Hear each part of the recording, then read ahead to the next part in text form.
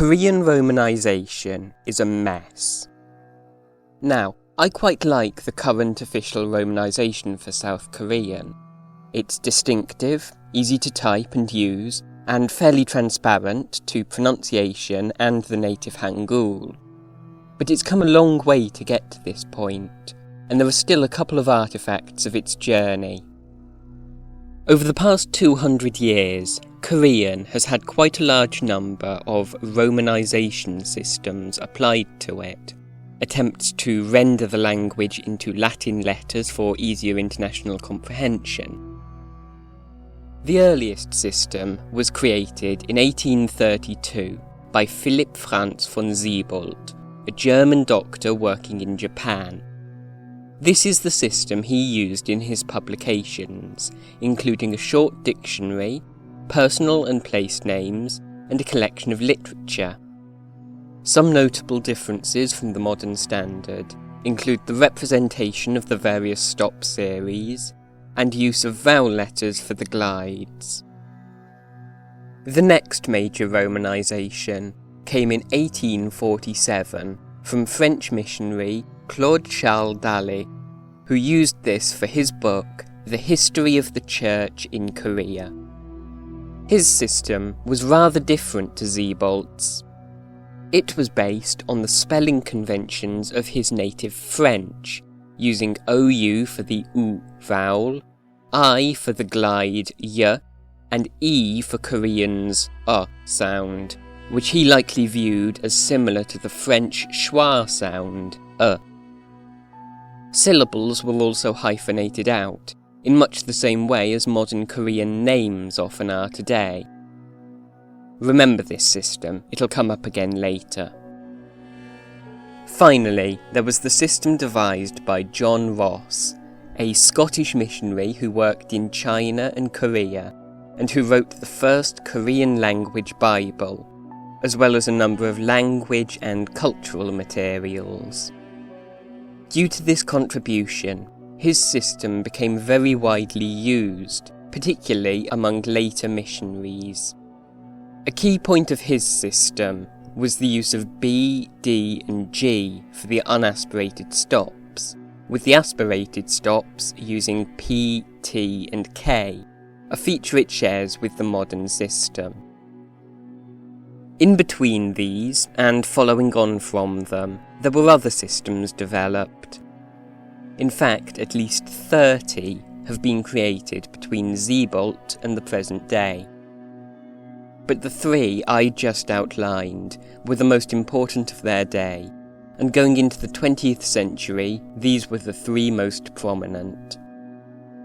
In the 1930s, Korea was under colonial rule by Japan, and the Korean language was heavily repressed. Nevertheless, it's during this decade that the first romanizations were developed by native Koreans. These largely drew from the earlier systems, and especially from Ross's, although also introduced a few features of their own, or took them from other, less prominent systems. These include apostrophes or breves for vowels, and use of W and Y for the glides.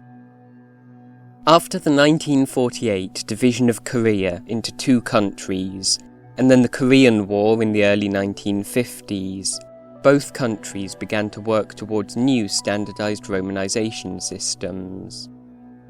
In 1956, North Korea introduced their modern system, which was modified a little 30 years later. South Korea took a little longer.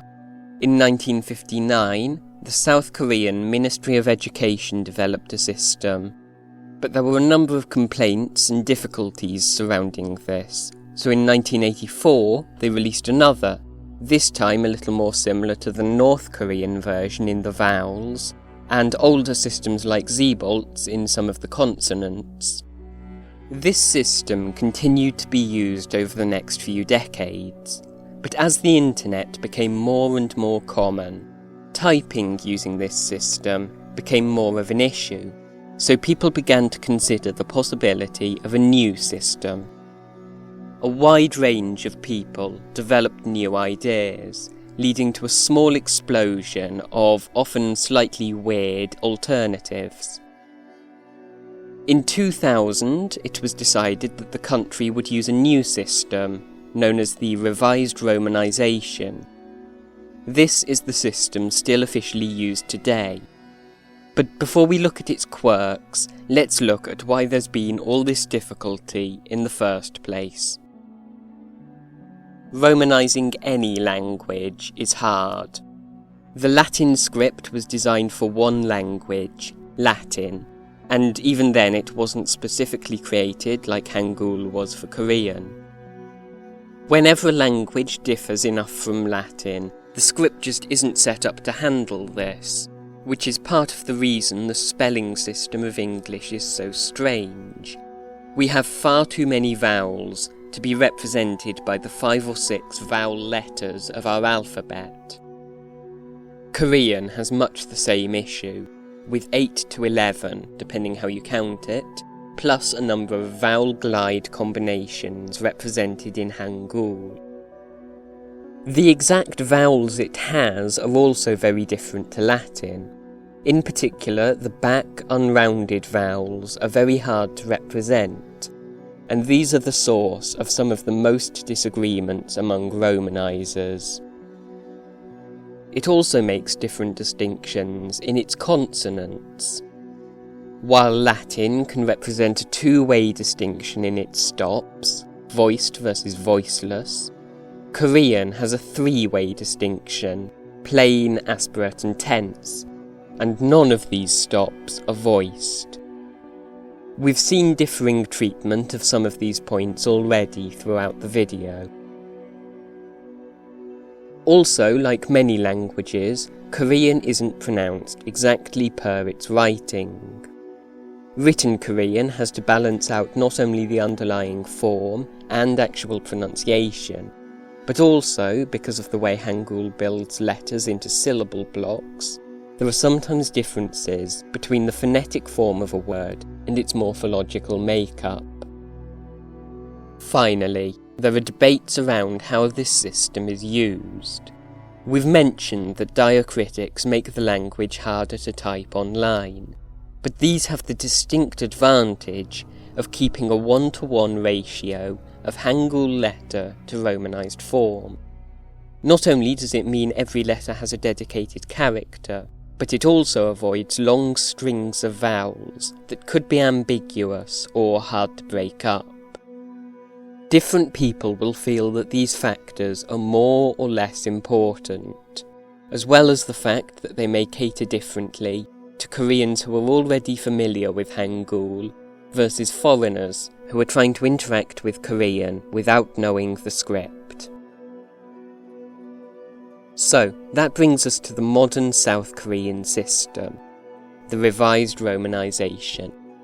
This system is based on the phonetics of words, so a romanization won't always perfectly match the Hangul spelling. It uses different letters depending on if a sound is before a vowel or not, and does not employ diacritics. It uses B, D and G for plain stops, and P, T and K for aspirates, much like the Ross system. But romanization of the vowels is very interesting. A number of these are fairly basic, using the same letters as many other systems, including the North Korean system. But what about those back unrounded vowels I mentioned were so hard? To understand this, cast your mind back to the start of the video and the French-based Dallet system. You'll recall that per the rules of French spelling, the U vowel was written OU and the vowel as E. This led to a spelling of the South Korean capital city, Seoul, or approximately Seoul in Korean, as S-E-O-U-L, using the E for the sound and the OU for the U. This romanization of the city's name persisted and remained common even when other romanization systems were more frequently used elsewhere.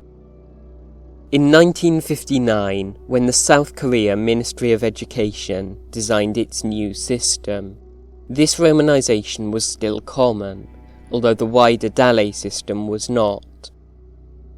So, in an effort to preserve this spelling, as well as the fact that the result does actually kind of make sense, a new digraph was introduced for the sound, EO, with the original OU digraph being split in half, and the latter half just coming to be the letter for U alone.